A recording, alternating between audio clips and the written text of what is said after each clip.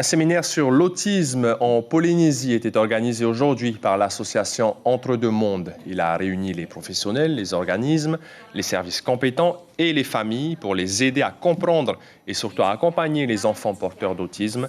L'autisme, qui est un trouble du neurodéveloppement officiellement reconnu en France comme un handicap, c'est encore un sujet sensible en Polynésie. Le soutien et le combat des familles est quotidien, car l'enfant ou l'adolescent porteur d'autisme doit être accompagné. Exemple avec ce portrait croisé signé Mélodie Ouilamoa Fassione et Patita Savea. Les Legos dans un coin et surtout loin des autres enfants, c'est le petit rituel matinal de Naura à la crèche. À 3 ans et demi, la petite fille ne parle toujours pas. Son regard fuyant et son absence d'interaction avec ses camarades ont permis d'établir un diagnostic il y a quelques mois. Trouble du spectre de l'autisme, des débuts difficiles pour les parents qui se sentent parfois démunis.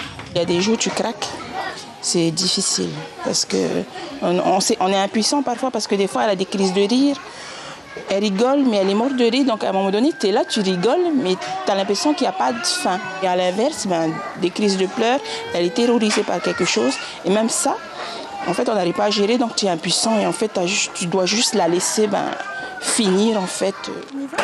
Réorganisation du quotidien dans la vie familiale, professionnelle mais aussi sociale. Un parcours du combattant qui commence pour Mirabel. J'ai dû faire des sacrifices, donc changer de travail. Donc maintenant, je fais des horaires de nuit.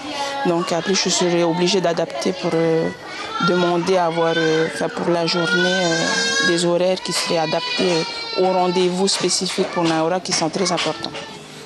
Juliane et ses parents sont aussi passés par là. Le jeune garçon est certes toujours dans sa bulle, mais il a énormément progressé.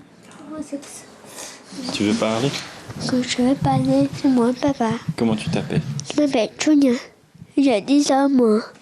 Donc là, ça va beaucoup mieux. Il va vers les gens, il veut aller jouer avec des autres enfants et beaucoup avec des adultes. Il y va facilement. Un suivi adapté avec des médecins spécialisés, toute une prise en charge qui s'est mise en place ces dernières années. Il y a les pédopsychiatres, il y a l'orthophoniste, les enseignants, nous évidemment. Et chacun met sa brique, on va dire, pour qu'il évolue.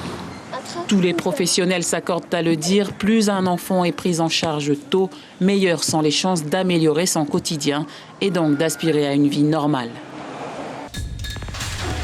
L'information en continu sur Polynésie la première, Internet et réseaux sociaux.